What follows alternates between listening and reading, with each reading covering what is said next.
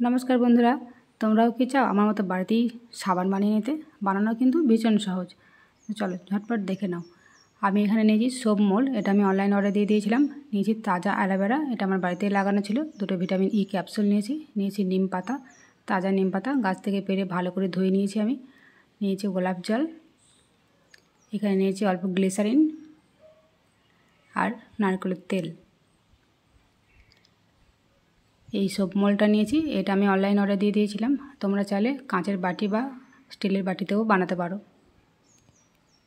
তো কীভাবে আমি বানাচ্ছি সেটা তোমরা দেখে নাও। আর এখন তো বর্ষার সময়, এগুলোর সবই কিন্তু স্কিনের পক্ষে ভীষণ উপকারী। এই অ্যালোভেরা আমাদের স্কিনকে সফট করবে, আর নিম পাতা ফাঙ্গাল ইনফেকশন থেকে আমাদের স্কিনকে রক্ষা করবে। তো প্রথমে অ্যালোভেরাটা আমি ভিতর থেকে শাঁসটা বের করে নেব, এই খোসাটা ছাড়িয়ে ফেলে দেবো।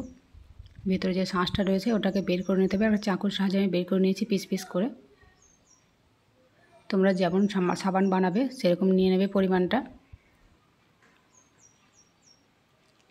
আমি এখানে 2 টুকরো নিয়ে নিয়েছি।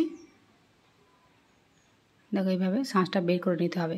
আর অ্যালোভেরাটা যখন গাছ থেকে কাটবে জলে কিছুক্ষণ ডুবিয়ে রাখবে, যে আঠাটা রয়েছে এই আঠাটা কিন্তু বের করে ফেলে দিতে হবে। তারপর দেখো সব আমি মিক্সিতে নিয়ে নিয়েছি নিম পাতা আর অ্যালোভেরাটা। এটা আমি একটা পেস্ট বানিয়ে নেব। আর এর সঙ্গে আমি দিয়ে দিয়েছি অল্প হলুদ। হলুদটাও স্কিনের পক্ষে ভীষণই ভালো। আর এই বর্ষার সময় স্কিনে কিন্তু অনেক রকমের ফাঙ্গাল ইনফেকশন হয়। দেখো ভালো একটা পেস্ট বানিয়ে নিয়েছি আমি। এটা এবার ছাঁকনার সাহায্যে আমি ছেঁকে নেব। এটা তোমরা চাইলে না ছাঁকতেই পারো, না ছেঁকে দিলেও কোনো অসুবিধা হবে না। তবে আমি এখানে ছেঁকেই ব্যবহার করেছি। এবার দিয়ে দিচ্ছি নারকেলের তেল। ভালো করে সব উপকরণগুলো একসাথে মিশিয়ে নেব। 2 চামচ নারকেল তেল দিয়েছি, 2 চামচ আমি গ্লিসারিন দিয়ে দিচ্ছি।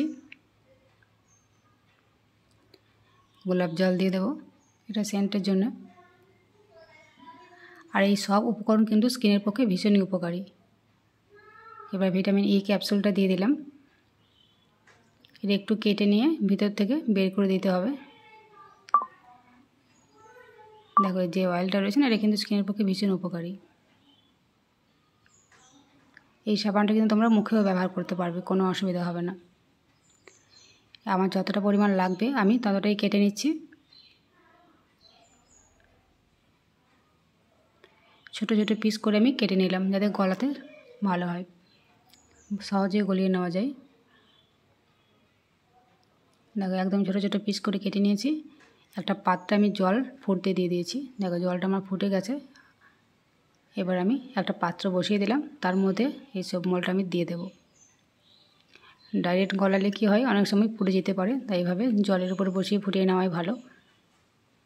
আর খুব বেশিক্ষণ সময় লাগে না, খুব তাড়াতাড়ি এটা গলে যায়। একটা চামচের সাহায্যে ভালো করে আমি নেড়ে দিয়েছি। দেখো একদম আমার রেডি হয়ে গেছে। এবার আমি যে পেস্টটা বানিয়ে রেখেছিলাম সেটাকে দিয়ে দিলাম। সেটা দিয়ে ভালো করে আমি চামচের সাহায্যে নেড়ে চেড়ে দেবো। আর কিছুক্ষণ আমি ফুটিয়ে নেব, একটু ঘন করে নেব।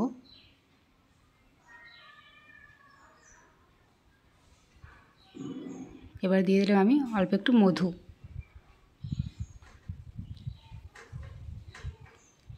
এই মধু কিন্তু আমাদের স্কিনের পক্ষে ভীষণ উপকারী, স্কিনকে সফট রাখে। যে উপকরণগুলো আমি দিচ্ছি দেখতেই পাচ্ছ, সব কিন্তু আমাদের স্কিনের পক্ষে ভীষণ উপকারী। আর এই আয়ুর্বেদিক সাবানটা যদি বাড়িতে বানিয়ে নাও তাহলে স্কিন একদম ঝকঝকে হয়ে যাবে। আর এই বর্ষার সময় যে স্কিনে ফাঙ্গাল ইনফেকশন হয় সেটাও কিন্তু হবে না। স্কিনে যে ঘামাচি হয় সেগুলোও হবে না, বা ঘামাচি যাদের হয়েছে সেগুলো কিন্তু মরে যাবে। কিছুক্ষণ আমি ঠান্ডা করে নেব, খুব বেশি ঠান্ডা করার প্রয়োজন নেই, কিছুটা ঘন করে নিয়েছি। এবার আমি সব মোল্ডের মধ্যে ঢেলে দেব।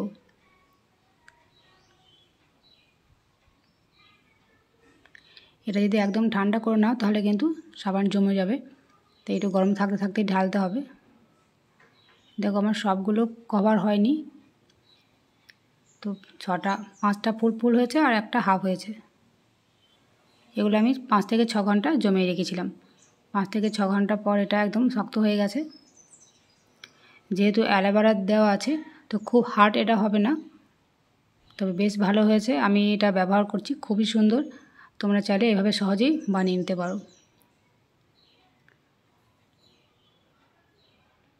দেখো আমি তোমাদেরকে ব্যবহার করে দেখিয়ে দিলাম। এটা কিন্তু স্কিনের পক্ষে ভীষণই ভালো, তো তোমরা একবার বাড়িতে বানিয়ে দেখো।